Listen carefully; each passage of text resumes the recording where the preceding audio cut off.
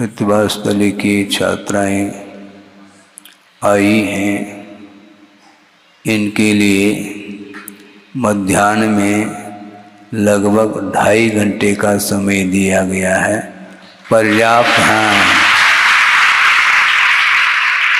पर्याप्त समय दिया है, इसलिए प्रातःकालीन स्वाध्याय को यथावत यहाँ पर किया जा रहा है और इसके पश्चात गुरुदेव की पूजा भी आप लोग भाव विभोर हो करके करेंगे। और मध्याह्न में पूरा आपके लिए समय दिया गया है, ये आपको संकेत दिया जा रहा है। अब कार्तिकेयन प्रेक्षा का स्वाध्याय आप ये कैसे करते हैं, कुछ भी नहीं सोचते आप लोग। स्वाध्याय करने के लिए बैठते हैं, लेकिन साधन व्यवस्थित नहीं होने से ये सामयिक जो है सबके कर्म का उदय आता है, इसलिए इसको सुव्यवस्थित रखना चाहिए। यह स्वाध्याय मंगलाचरण करने के उपरांत व्यवधान यदि आता है तो इसको सुधार देना चाहिए। हाँ, आगे हम बढ़ रहे हैं कि अनित्य अनुप्रेक्षा का वर्णन 19 गाथाओं के माध्यम से आचार्य महाराज भिन्न भिन्न गाथाओं के माध्यम से विषय दे रहे हैं और ये प्रारंभ हो चुका है। अनित्य का स्वरूप बताया है, वह ये है कोई भी पदार्थ नित्य नहीं है, अनित्य है, नश्वर है। जो भी पदार्थ दिखाई दे रहा है उसमें नित्यता नहीं है, इसको लेकर के वर्णन किया जा रहा है। वस्तुतः वस्तु का स्वरूप समझना बहुत कठिन हो जाता है और उसमें भी यदि मान लो साधन यदि उपयुक्त नहीं है तो विषय को भी रखने में व्यवधान उपस्थित होता है। इसको आप लोग ध्यान से आगे के लिए सुधार लेना चाहिए, क्योंकि मैं बोल तो रहा हूँ किंतु रिटर्न मुझे आवाज़ कुछ भी नहीं आ रहा है। ऐसा लग रहा है कि मैं बोल ही नहीं रहा हूँ। कोई वादा नहीं।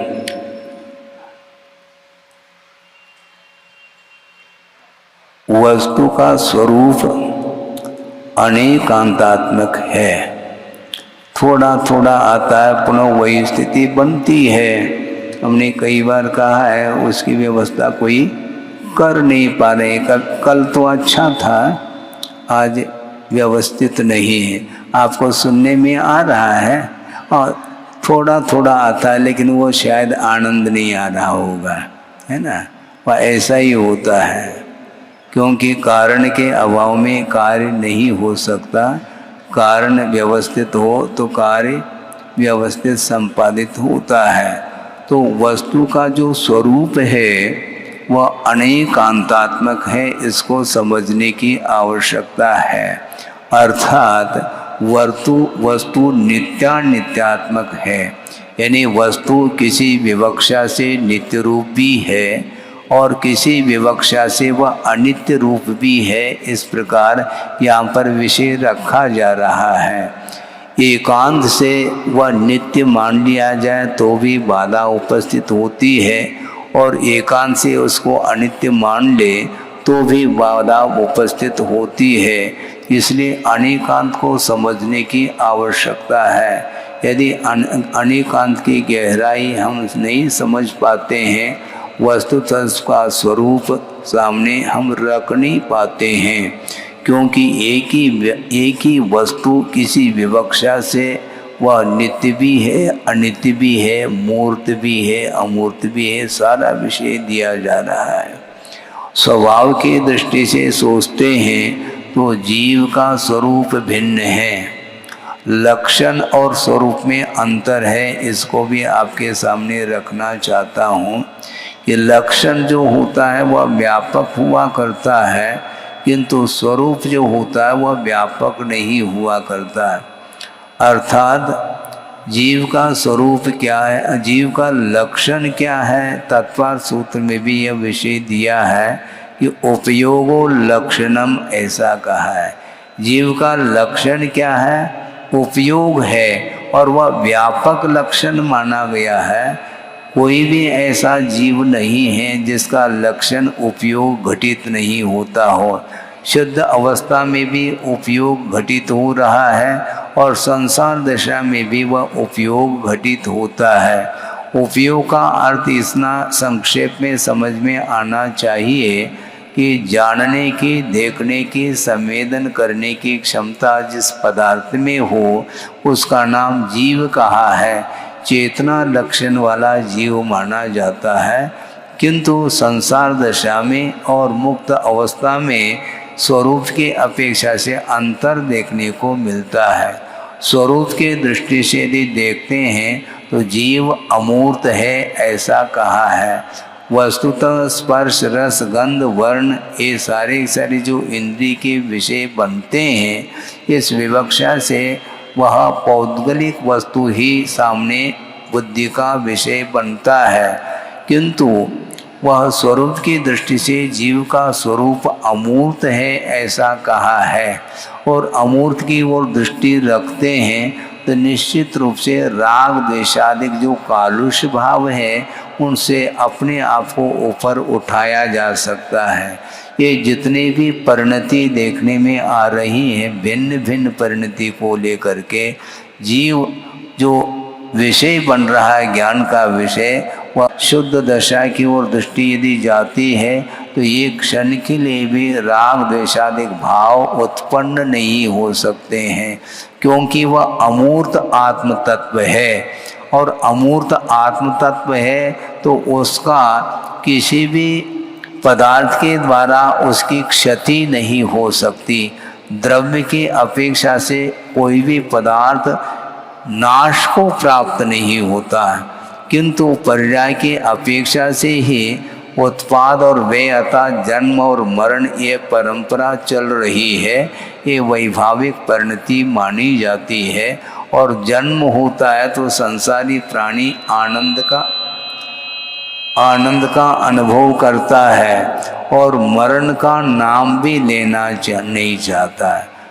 मरण से प्रत्येक व्यक्ति भयभीत है और जन्म में वह आनंद का अनुभव करता है। बहुत ये विषय आप लोगों के लिए समझने के लिए कठिनाई हो सकती है, किंतु धीरे धीरे अनुप्रेक्षा की बात सामने आ रही है। एक बार में ही वस्तु तत्व का स्वरूप पकड़ में नहीं आता, बार बार आगम के माध्यम से ही हम विशेष रूप से चिंतन आदि करते हैं, वस्तु का स्वरूप सामने आ सकता है। एकांत से आत्मा अमूर्त नहीं है। यदि एकांत से आत्मा को अमूर्त मान लिया जाए तो निश्चित रूप से फिर अहिंसा का हम पालन नहीं कर पाएंगे। वस्तुतः अहिंसा धर्म का पालन करना चाहो तो कथनचित अर्थात किसी विवक्षा से आत्मा को मूर्त मानने की आवश्यकता पड़ती है, क्योंकि जो भी इंद्रिय के माध्यम से विषय सामने आ रहा है वह जीव तत्व भी सामने आता है, किंतु वह वैभाविक परिणति अर्थात कर्म के उदय के कारण जीव का स्वरूप वह गायब हुआ है ऐसा लगता है, किंतु वह समाप्त नहीं हुआ।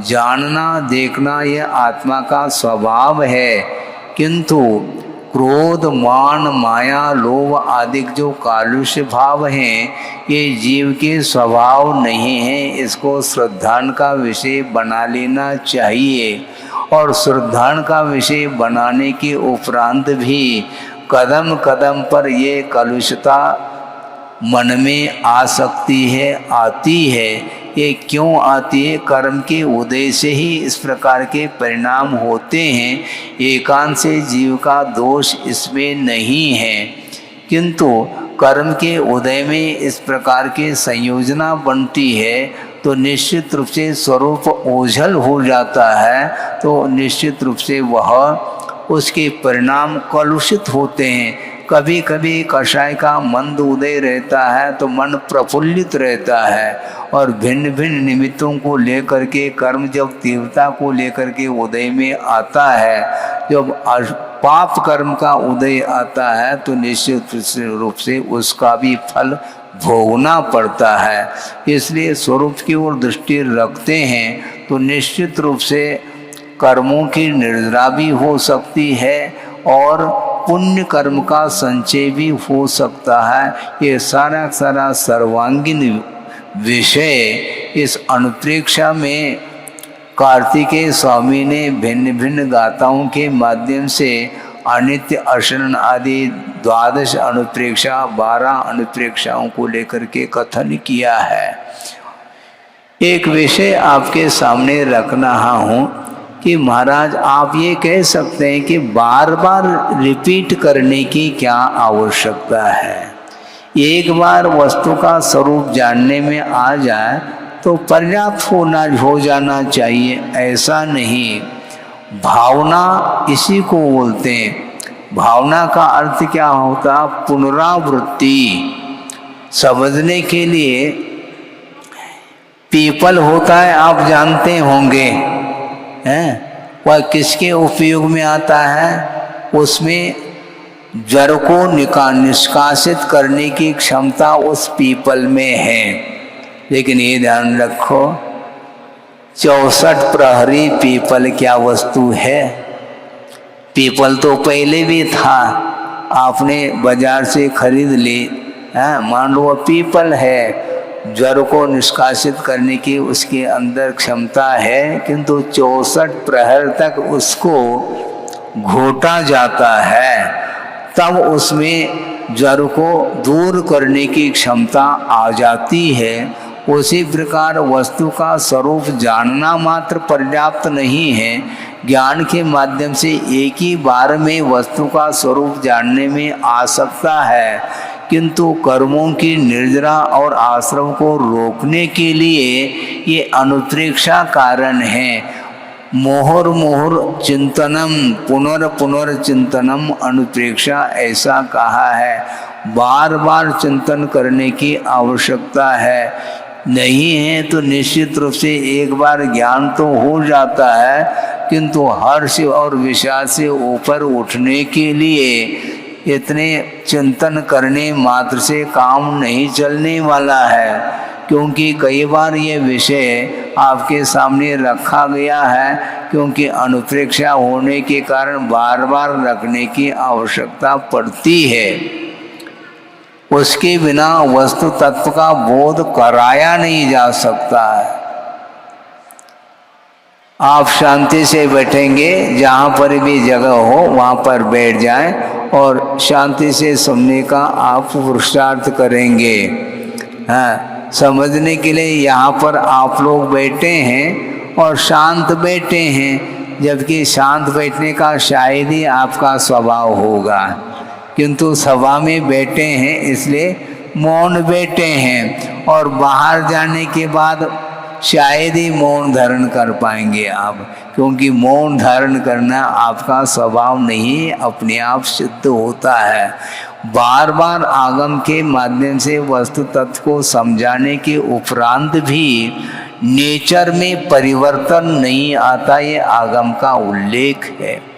किसी दूसरे के निमित्त से किसी का हम नेचर परिवर्तित नहीं कर सकते। इस प्रकार कुंद कुंद स्वामी ने समय सार ग्रंथ में स्पष्ट उल्लेख किया है। और नेचर यदि परिवर्तित हो भी जाता है तो स्वयं के पुरुषार्थ के माध्यम से वह परिवर्तित हो सकता है, दूसरे के द्वारा नेचर को परिवर्तित नहीं किया जा सकता है। अनंत शक्ति के धारक भगवान भी हमारे बीच में आ जाए तो भी हमारे नेचर को वो परिवर्तित नहीं कर सकते। यदि उनके हाथ में ये शक्ति होती तो एक ही बार में आपको अपने साथ ही ऊपर ले जाते हो, किंतु संभव नहीं है, क्योंकि इस धरती से अनंत आत्माएं परमात्म पद को प्राप्त कर ली हैं और अनंत वहाँ पर सिद्ध परमेष्टि विराजमान है लोक के अग्रभाग पर, और उस समय भी हम लोग थे और अभी भी इसी धरती पर हम भ्रमण कर रहे हैं।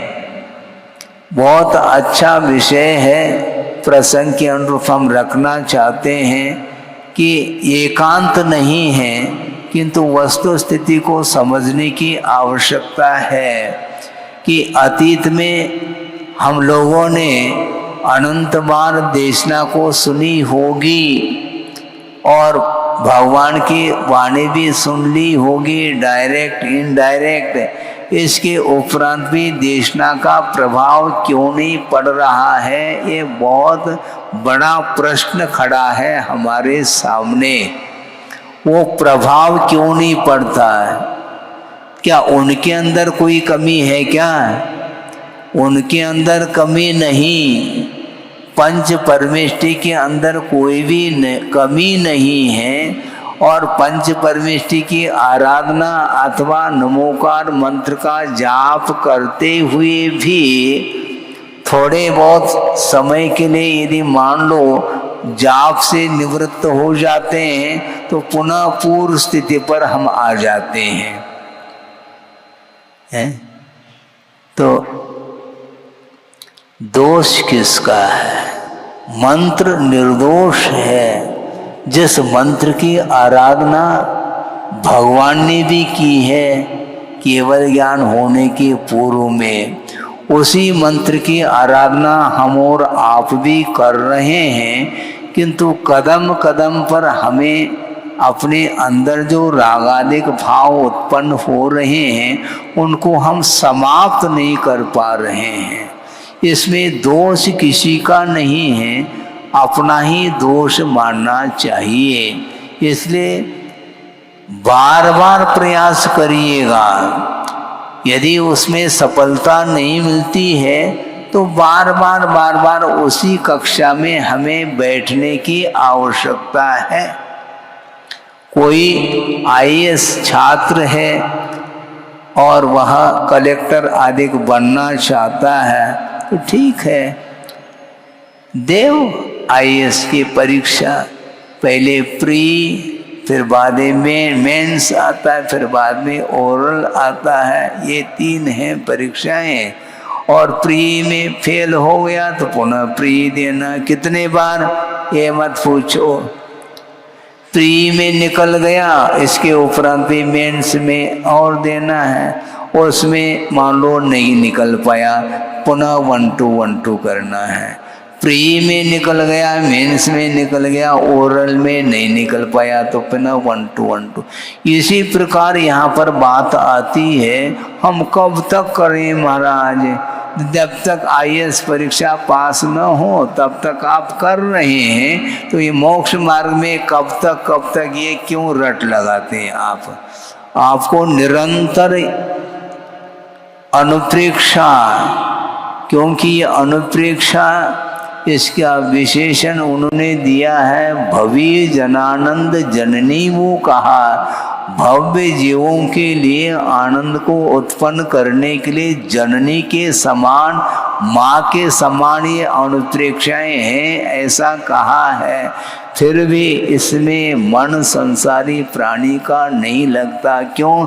इसमें महाराज मन इसलिए नहीं लग रहा है क्यों? इसमें कोई मनोरंजन हमें दिख नहीं रहा है।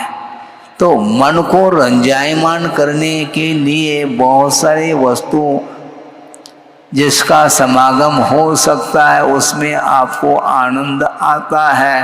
वो अनंत काल से उसका आनंद लिया है और पुनः पुनः उसी का आनंद लेने के लिए आप तत्पर हो। और अनुप्रेक्षा के लिए आप कहते हैं महाराज इसमें हमें आनंद नहीं आता, इसमें रिपीटेशन जैसा लग रहा है और उसमें भी पुनरावृत्ति हो रही, लेकिन वह रुच रहा है। मूल ये है जिसको नहीं रुचता है उसके सामने भगवान भी उतर करके आ जाए तो उसको रुचेगा नहीं। बहुत विचित्र संसार का स्वरूप है।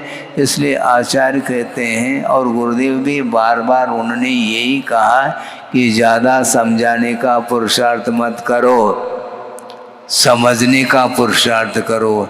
जो समझना चाहता है उसको ज़्यादा समझाने की आवश्यकता नहीं पड़ती। टू दी पॉइंट में संक्षेप में उसको समझा दिया जाए तो समझ में बात आ सकती है। और जिसको समझना ही नहीं है तो उसको पूरा का पूरा समय भी दे दें, जीवन पर्यंत भी यदि समझाने का पुरुषार्थ कर लें तब भी वह समझ में बात इसलिए नहीं आ सकती क्योंकि अनंतकालीन उसके संस्कार बने हुए हैं। इसके उपरांत भी आचार्यों का ये कहना है कि कर्तव्य से कभी भी विमुख नहीं होना चाहिए।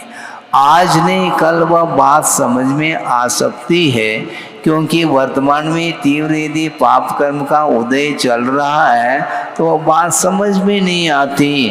फिर बाद में सामान्य व्यक्ति के द्वारा भी वह विषय समझ में आ सकती है।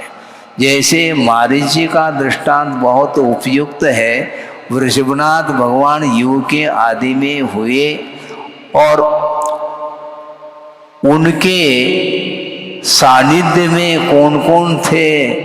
4000 है ना, 4000 व्यक्तियों ने श्रवण पद को अंगीकार किया था।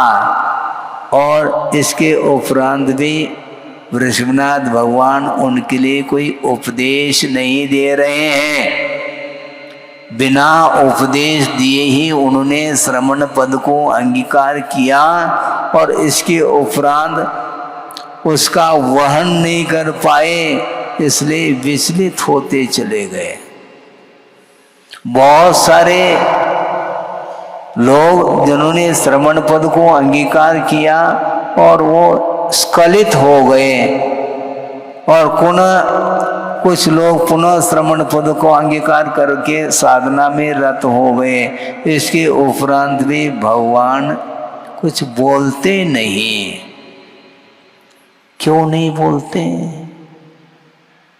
मौन है उनका, मौन तो है उनका। ये सोचना है हम कब तक समझाएंगे, समझना संसार को है नहीं और मुझे अपने आप को समझना है। जब मैं ही अनंत काल से अपने आप को समझ नहीं पाया, अब दूसरे को मैं समझाऊं, इससे बेहतर ये है कि हमें सर्वप्रथम अपने परमात्मा तत्व को प्राप्त कर लेना चाहिए। उसके उपरांत यदि प्रभाव पड़ता है तो कल्याण हो सकता है। इस प्रकार उन्होंने विचार किया और मौन साधना के साथ उनका जीवन व्यतीत होता रहा और 1000 साल के उपरांत उनको केवल ज्ञान उत्पन्न हुआ। उन्होंने सोचा होगा, मेरे ख्याल से अनुमान है हमारा, इसलिए मौन रहते होंगे क्योंकि जो फुटकर व्यापार है उसमें लाभ क्या है। जब केवल ज्ञान हो जाएगा तो असंख्य जीवों का कल्याण अपने आप होने वाला है, तो हम क्यों ज़्यादा चिंता करें। उन्होंने सोचा पहले आत्महितम कादवम कर लेना चाहिए, पहले आत्महित कर लेना चाहिए, फिर बाद में दूसरे का हित यदि होना है तो प्रभाव पड़ सकता है। जरूरी नहीं प्रभाव पड़े, क्योंकि मारीची को देख लो है, भगवान का जब प्रभाव नहीं पड़ रहा है तो उसके लिए सामान्य व्यक्ति का प्रभाव कैसे पड़ सकता है? संभव नहीं है। और जिसका उपादान अब बैठिए वो प्रकृति है, हाँ नेचर है, अभी सुधरेगा नहीं वो। हाँ शांति से बैठिए, जितना समझ में आ जाए उतना हमें समझना है। इसलिए गुरुदेव का बार बार कहना है कि शांति के साथ साधना कर लो, शायद संभव है उस साधना का प्रभाव परिसर के ऊपर पड़ सकता है। पड़े अनिवार्य नहीं, पॉसिबिलिटी है, संभावना के तौर पर कहा जा रहा है, प्रभाव पड़ सकता है। प्रभाव डालने का जो पुरुषार्थ है वो ठीक नहीं है, क्योंकि इसमें बाध्यता आती है, इसमें आग्रह ठीक नहीं। अनुग्रह कर लो, आगे बढ़ो, और अनुग्रह के उपरांत भी उसका कल्याण यदि नहीं होता है तो केवल कर्तव्य के दृष्टि से ही करने के लिए कहा है। कर्तव्य करना, आगे बढ़ना, इसके अलावा कुछ भी नहीं किया जा सकता। बड़े बड़े तपस्वी हुए हैं और घनघोर जंगल में जा कर के उन्होंने तपस्या की, उनको चिंता नहीं थी क्या विश्व कल्याण की? हैं, सुन रहे हैं आप? विश्व कल्याण की चिंता उनको नहीं थी क्या? प्रभावना होनी चाहिए, हैं? स्वयं दीक्षित हो गए और एकाकी हो करके एकांत में जाकर के तप कर रहे हैं। इसके माध्यम से कौन सी प्रभावना हो रही है, किसका कल्याण हो रहा है, ये सारा सारा विकल्प मन में आ सकता है। किंतु आचार्य कहते हैं इसका नाम प्रभावना नहीं। प्रभावना वस्तुतः वह है अपने निमित्त से अप्रभावना नहीं होनी चाहिए। ये वस्तुतः इसी को प्रभावना बोलते हैं, क्योंकि प्रत्येक व्यक्ति के पास ज्ञान जो है वह एक सा नहीं रह सकता, कम बेशी हो सकती है। इसलिए किसी के पास कम ज्ञान है, किसी के पास ज़्यादा है, इस तुलना में ही युग चला जाता है। तुलनात्मक दृष्टि से वह हमेशा उसकी दृष्टि बहिर्दृष्टि बनी रहती है, इसलिए आत्म तत्व का दर्शन वह नहीं कर पाता है। इसलिए अनुप्रेक्षा का चिंतन निरंतर हमें करना है। कोई करे अथवा न करे इसका हमें कोई भी विकल्प नहीं है। गुरुदेव का ये बार बार कहना रहा कि हमें स्वयं को धर्म ध्यान करना है, दूसरे के निमित्त से हमें अपना धर्म ध्यान करना है। वो हमारे निमित्त से उसको धर्म ध्यान हो जाए तो ये उसका पुरुषार्थ माना जाएगा।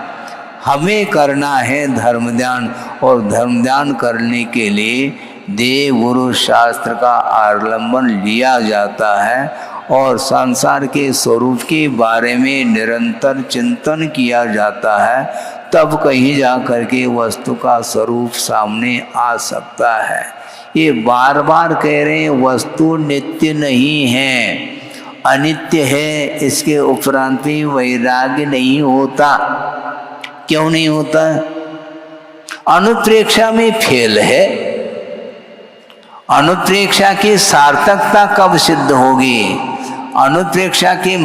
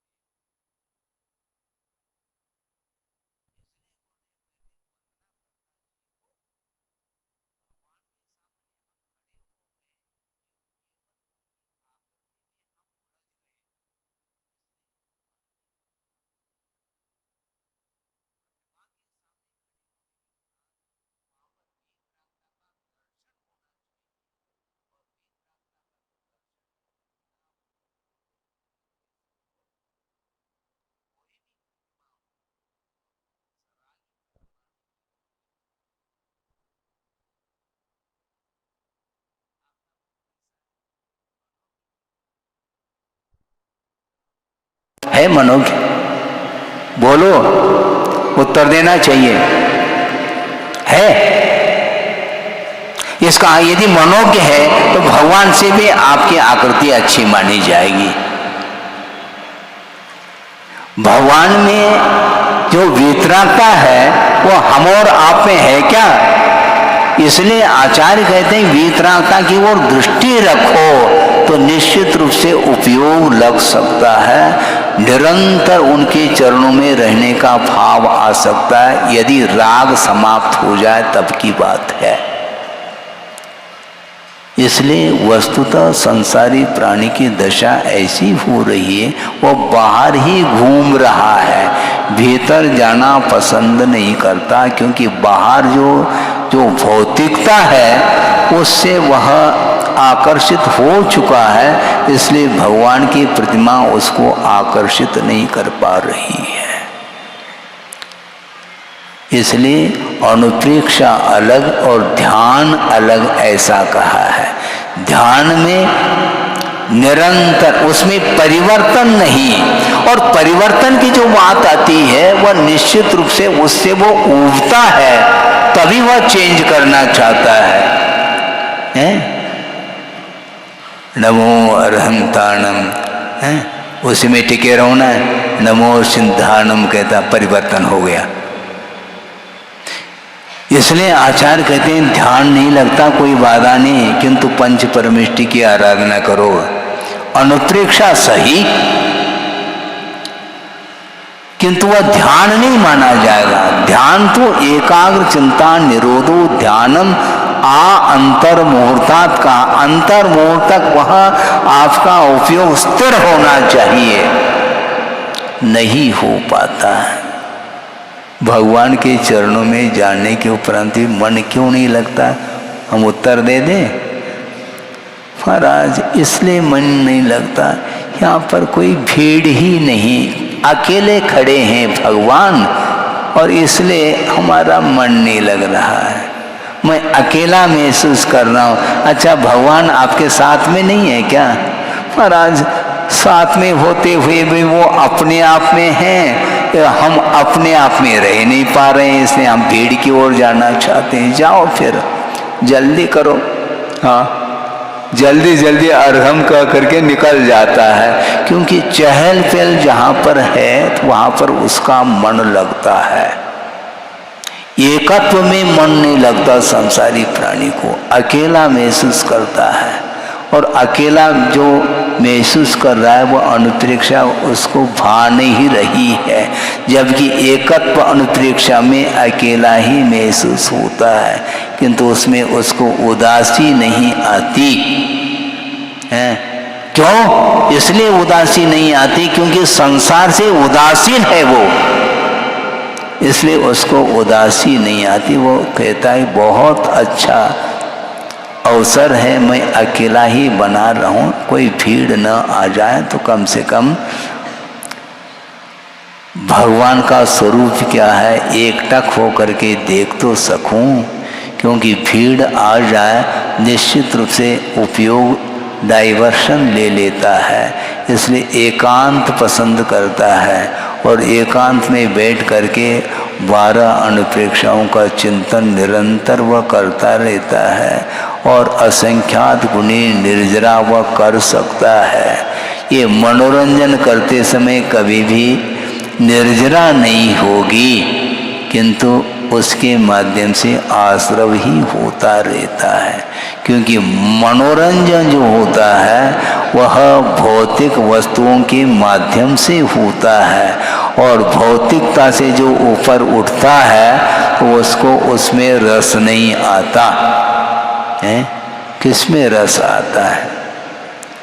आत्मा में लीन होने में उसको रस आता है। महाराज आपने कहा था ना आत्मा तो अमूर्त है, उसमें कैसा रस आने लगा आपको? रस आने का अर्थ यह है कि आत्मा का संवेदन है। आत्म संवेदन के लिए बाहरी पदार्थों से मुख मोड़ना होता है, उसके बिना हम अपने आप में स्थिर नहीं हो पाते। अनंतकालीन जो मोहजन्य संस्कार हैं, बार बार प्रयत्न करने के उपरांत भी वह उसमें टिक नहीं पाता, बहुत जल्दी बाहर आता है, बल्कि बाहर ही रहता है वो। लगता है कि वो भीतर पहुंच गया, भीतर नहीं पहुंचता है। किसी ने कहा था, विद्वान थे वो, और वो अपने आप के बारे में लिख रहे हैं। वो मैं कभी कभार घर में रहता हूँ, प्राय करके हम बाहर ही रहते हैं। तो मैं ठीक कह रहे हैं आप, कभी कभार भीतर आ गए तो बहुत अच्छे शुभ लक्षण है, नहीं तो बाहर तो आप भीतर आते कहाँ। हमेशा मैं बाहर रहता हूँ, कभी कभार मैं भीतर आता हूँ, अर्थात अपने घर, निज घर नहीं, जो अपना जिसको घर मान रखा है उसमें वह कभी कभार आता है, बाकी वह बाहर ही उसका जीवन व्यतीत होता है, क्योंकि उसके बिना उसका मन लगता नहीं है। किसी ने कहा था, वो आपके सामने रख देता हूँ, महाराज ये मन बहुत परेशान करता है, असंगी बन जाए तो अच्छा है। हमने कहा ये क्या कह रहे हो महाराज, कम से कम तनाव तो मिट जाएगा।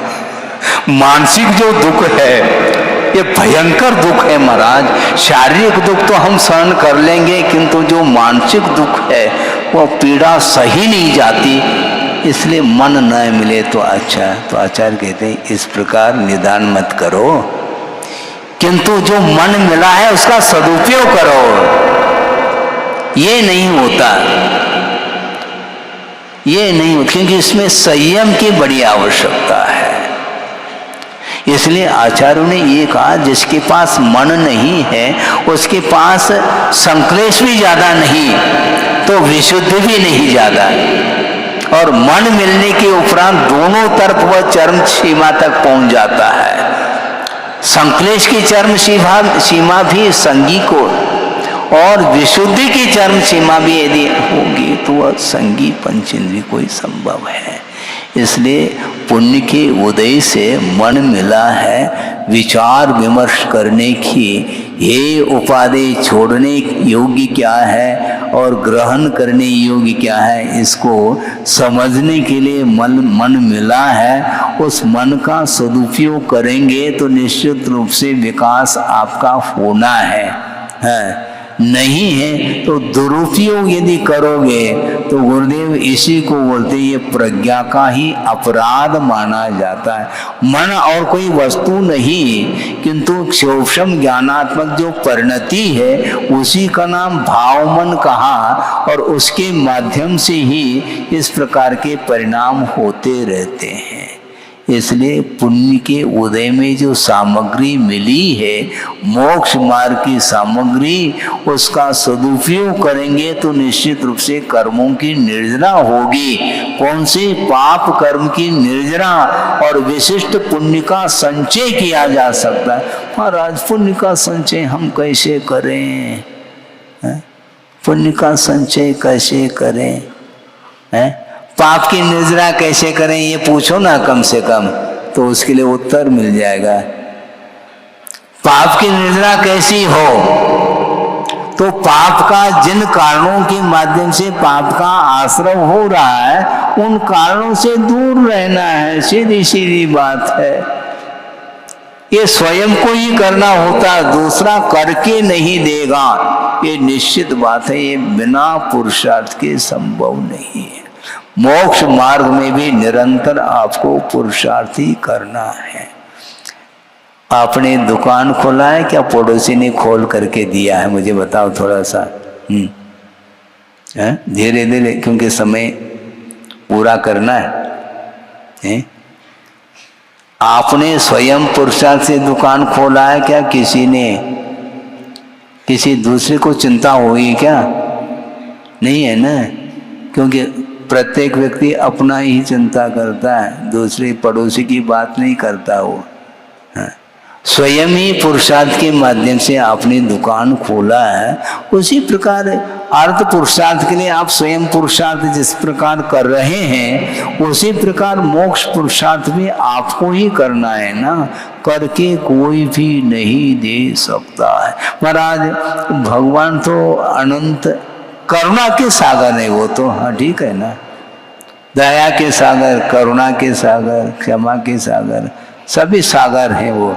किंतु आपके लिए वो क्या करके दे सकते हैं? नहीं दे सकते। वो बता सकते हैं कि इस प्रकार चलना चाहिए, इस प्रकार नहीं चलना चाहिए। ये छोड़ने योग्य वस्तु हैं, ये ग्रहण करने योग्य वस्तु है। इस प्रकार उपदेश दिया जा सकता है, किंतु छोड़ना और नहीं छोड़ना मेरे अधीन नहीं, किंतु आपके अधीन है। हाँ, क्योंकि संसारी प्राणी अभी तक अनंत काल से जो आया है, अपने रुचि के अनुरूप ही वह जीवन चलाता आया है। उसका जीवन जो व्यतीत हुआ है अपनी रुचि पूर्वक हुआ है, किंतु आगम के अनुरूप नहीं हुआ है। आगम के अनुरूप जैसा कहे वैसा करो, ये नहीं होता महाराज। तो नहीं होता तो ओम शब्द जैसे आपकी इच्छा। गुरुदेव बार बार कहते थे, हमें बड़ा आश्चर्य सा लगता था, ऐसा क्यों प्रयोग करते हैं आचार्य महाराज कि उपदेश में भी एज यू लाइक का उन्होंने प्रयोग कई बार किया। मैं सोचता था कि ऐसा क्यों, जबकि आचार्य महाराज का अधिकार है, आपकी मर्जी, ऐसा क्यों कहना चाह रहे हैं? वो इसलिए कह रहे हैं क्योंकि हमारे कहने से यदि हो जाता तो अभी तक हो जाता। जब भगवान के द्वारा भी मेरा स्वयं का कल्याण अभी तक नहीं हुआ, तो इसीलिए कल्याण जो होता है वह रुचि हो तो कल्याण हो सकता है और उसके लिए एक सहयोग दिया जा सकता है। किंतु आचार्य महाराज कहते हैं सहयोग अलग वस्तु और योग अलग वस्तु है। सहयोग जो होता है वह बाहर से सपोर्ट जिसको बोलते हैं, सपोर्ट दिया जाता है। जैसे मान लो वृद्धावस्था आ गई तो अब लठिया की आवश्यकता है चलने के लिए, और पैर है नहीं, लठिया के माध्यम से चल करके दिखाओ। सहयोग है ना लठिया का, है? पैर हो तब बैलेंस नहीं संभाल पा रहा है, इसलिए लाठी का सहारा लेकर के वो चल रहा है। किंतु चल रहा है वो अपने पैरों से, न कि लाठी से। एक सपोर्ट है वो। उसी प्रकार आप चलना चाहो तो सपोर्ट दिया जा सकता है। आप स्वयं वोट ही नहीं दे रहे तो हम क्या सपोर्ट देंगे? है? धर्म की ओर, धर्म का समर्थन जो नहीं करता उसका हम कैसे सपोर्ट करेंगे? सोचो, विचार करो। रुचि भीतर यदि जागृत है तो बहुत छोटे छोटे निमित्तों के माध्यम से भी कल्याण हो सकता है, उसको कोई रोकने वाला नहीं है। कई बार कहा वर्तमान युग में ये सारा पुराण इसी को बोलते हैं। पुराण में रामायण ही चलता है, रामायण का अर्थ रिपीटेशन। हाँ, वहां पर कोई स्टेशन ही नहीं, रिपीटेशन ही होता रहता है? वहां रुकना नहीं होता, स्टेशन नहीं, रिपीटेशन। बार बार उन्हीं चीजों को कहा जा रहा है। इसके उपरांत भी वैराग्य नहीं होता। बड़े बड़े निमित्त नहीं महाराज, बड़े छोटे की कल्पना छोड़ दो। वैराग्य के लिए एक छोटा सा निमित्त है। कौन सा? सफेद बाल है वैराग्य के लिए कारण, और पूरे सफेद हो गए, अब फिर भी वैराग्य नहीं हो रहा है। अब क्या कहा जाए? है? हाँ, काले करने में लग गए तो अब क्या करेंगे? वैराग्य कैसा होगा? अब इसको, ये सब अनित्यता को सूचित कर रहा है। सफेद बाल हो गए, इन्हें वह निकट पहुंच रहा है। किसके? मरण के निकट पहुंच रहा है। इसका अर्थ ये अनित्य है, इसको सूचित कर रहा है। इसके उपरांत भी उसको वैराग्य नहीं होता है तो कौन से साधन आपको देंगे? बादल घटाएं छा गई और बहुत ऐसा लग रहा कोई महल हो, ऐसा सुंदर उसकी आकृति है और कोई उसको पेपर पर निकालना चाह रहा है उस सीन को, उस दृश्य को, और बस निकालने के लिए बैठा है और वह गायब हो गया है? बादल दल निकल गए, वो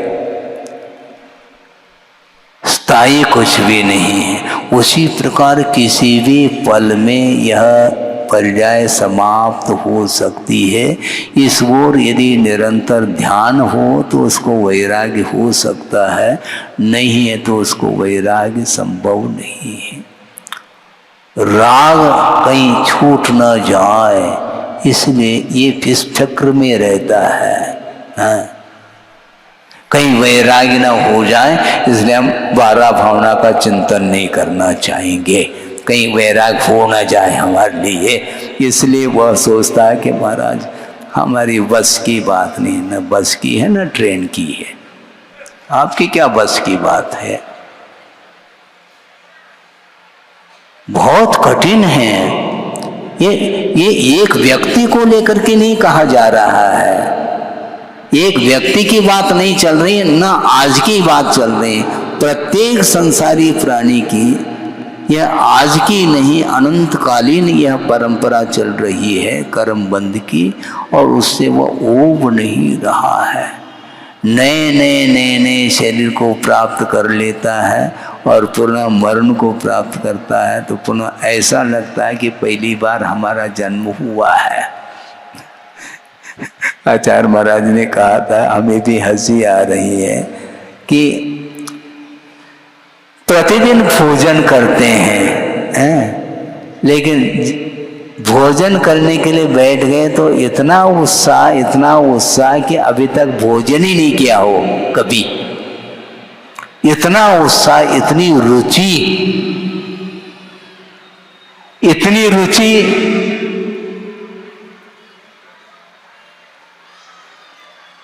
धर्म की ओर हो,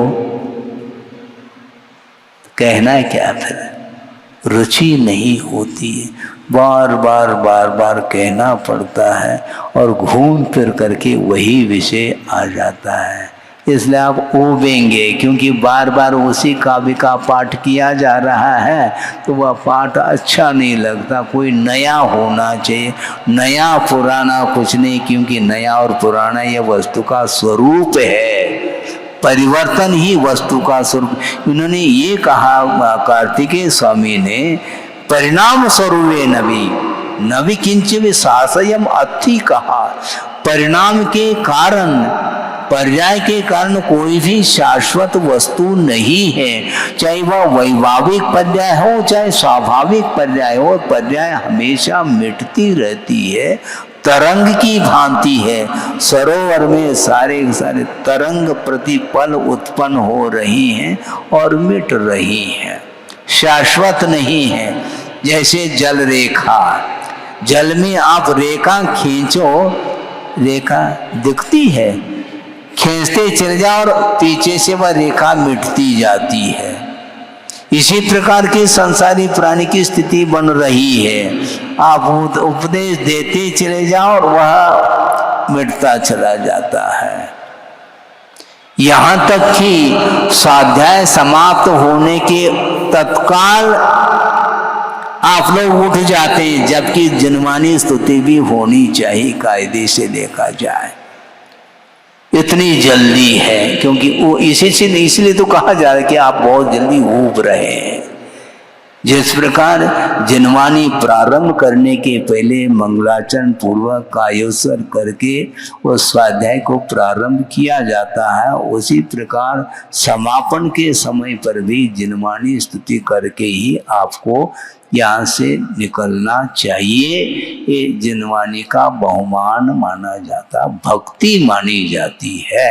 इसलिए आदिम मंगलाचरण अलग है और अंतिम मंगलाचरण अलग है, किंतु कब समाप्त हो और हम कब निकले इस प्रकार ही, क्योंकि ऐसा होता है, हमने देखा था पहले का वह विषय बता रहा हूँ। छोटे अवस्था में है, प्राइमरी में, प्राइमरी का देखा वो मरी है, वो जीवन है ही नहीं। वहाँ प्राइमरी में क्या होता, कक्षा में आ गए बच्चे, बस बस्ता खोल दिया और 15 मिनट जब शेष रहता उसके पहले ही बस्ता बांध करके पैक करके बैठ जाते हैं।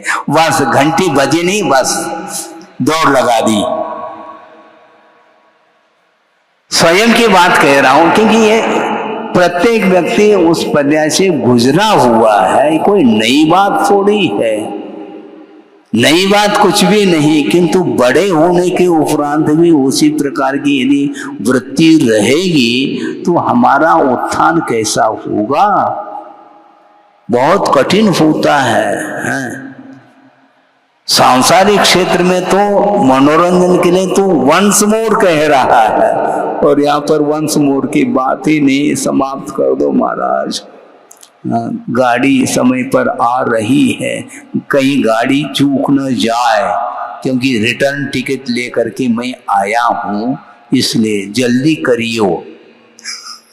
अब सोचो, विचार करो। और इसी प्रकार का प्रसंग एक और हमारे सामने आया था, बहुत पुराना प्रसंग है कुंडलपुर का, और वह 10 लक्षण पर्व का समय होगा जहां तक मुझे स्मरण है। और एक व्यक्ति आए, इतने जल्दी में थे वो जिसका कोई हिसाब नहीं, और वह हाथ जोड़ करके उन्होंने कहा कि महाराज मुझे बहुत जल्दी है। तो मैं क्या करूं, कुछ करना नहीं महाराज, आपको ये बताना है अति संक्षेप में धर्म का क्या स्वरूप होता है। अच्छा, क्योंकि गाड़ी झुक जाएगी तो फिर मुश्किल हो जाएगा। अच्छी बात है, बहुत संक्षेप में धर्म की परिभाषा। जो अभी तक संसारी प्राणी को अच्छा लगा है वह अधर्म है, जो अभी तक अच्छा नहीं लगा है उसका नाम धर्म है। इससे अति संक्षेप परिभाषा और कौन सी हो सकती है, बोलो। लेकिन गुरुदेव ने पूरा कर लिया, जो बताना था 1 घंटे में वह बिल्कुल एक ही सेंटेंस में उन्होंने बता दिया, वो चला गया। इसको बोलते हैं अभी तक क्या अच्छा लगा, विषय और कषाय के अलावा संसारी प्राणी को कुछ रुचि ही नहीं रहा है। वो अच्छा लगा है इसलिए बार बार वह रिपीट करता चला जाता है, और धर्म रुचता नहीं। अच्छा जो नहीं लग रहा वह धर्म है, जो अच्छा नहीं लग रहा वह अधर्म है। इसलिए आप लोगों को चाहिए कि बार बार धर्म रुचना चाहिए, इसलिए पुनरावृत्ति भी हो जाए, कोई हमारे लिए कोई रिएक्शन नहीं, कोई साइड इफेक्ट नहीं होंगे, इसमें ध्यान रखो। हाँ, कल भी अनित्य भावना का चिंतन किया था और आज भी वही कर रहा हूं। मरना सबको एक दिन, अपनी अपनी बार। प्रतिदिन बोल रहा हूं महाराज, बोलना तो है, आप बोलो या ना बोलो, मैं तो बोलूंगा, क्योंकि इसी का नाम वैराग्य, वैराग्य के लिए कारण होता। कभी भी किसी भी पल में अवसान हो सकता है, ये श्रद्धा का विषय बनना चाहिए। इसलिए होना चाहिए क्योंकि देव पर्याय नहीं है, यहाँ पर अकाल मरण भी संभव है। किसी भी निमित्त को लेकर के अवसान हो सकता है, इसलिए अवसान होने के पहले ही इस प्रकार चिंतन कर लो तो अवसान कर होते समय कभी भी दुख का अनुभव नहीं हुआ, क्योंकि ये होना ही है, अब क्या कर सकते हैं। लेकिन ये नहीं होता है, पाठ करना अलग वस्तु, मरना सबको एक दिन अपनी अपनी बार। ये पाठ किया जा रहा है, किंतु मरण की घड़ी जब आती है तो वह घड़ी छूटती है फिर, क्योंकि घड़ी बंद होने को है। महाराज अब क्या करें, अब क्या करें, कि करना क्या है? करना कुछ नहीं है, जो हो रहा है उसी को देखना है। एक समय के लिए भी आप यहां रह नहीं पाएंगे। यदि अंतिम श्वास है तो दोबारा श्वास लेना चाहो तो पर्याय बदलेगी, वहां पर नया पिक्चर चालू हो जाएगा, पुराना समाप्त हो जाएगा, डिलीट हो जाएगा। पुराने सारे जितने भी परिचय जिनके साथ आपका घनिष्ठ संबंध था वो भी समाप्त हो जाता है, नया जीवन प्रारंभ होता है, नया पिक्चर जिसको बोलते हैं। इस प्रकार अनंत बार जो है जन्म मरण हुआ है, इसके उपरांत भी स्वरूप समझ में नहीं आता। आपका समय हो गया है, क्योंकि ये अनुप्रेक्षा तो लगभग 4 महीने तक कर ली जा तो भी ये अनुप्रेक्षा समाप्त होने वाली नहीं। बहुत विस्तार के साथ आचार्यों ने इसका वर्णन किया है। अब आप लोग गुरुदेव की पूजा करने के लिए बैठे हैं, पूजन करके फिर यथास्थान आप जा सकते हैं। अहिंसा परमो धर्म की जय। बोधि समाधि परिणाम शुद्धि स्वात्मोपलब्धि शिवशोक सिद्धि चिंता मनिम चिंतित वस्तुदाने त्वां मंद मानस्य ममास्तु। परम पूजाचार्य गुरुवर श्री विद्यासागर जी महाराज।